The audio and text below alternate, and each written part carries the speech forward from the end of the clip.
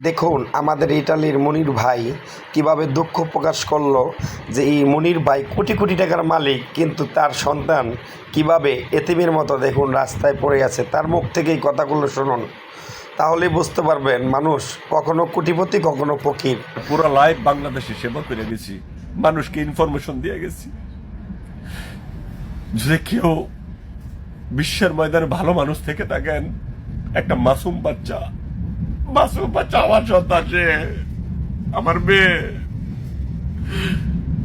মেয়ে তার বাপ তাকে ইটালিতে, তার বাবা কোটি কোটি টাকার মালিক। আজকে মেয়ের অবস্থা দেখে তারা কি করছে।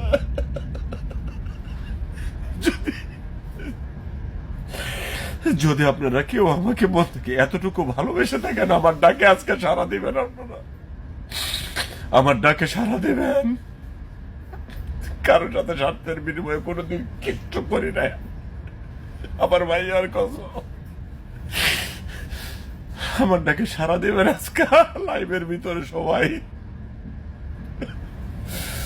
আমি দেখতে পারতেছি না ভাই বেড়া, তারা দেখতে পারতেছি না আমি কিছু। তার বাবা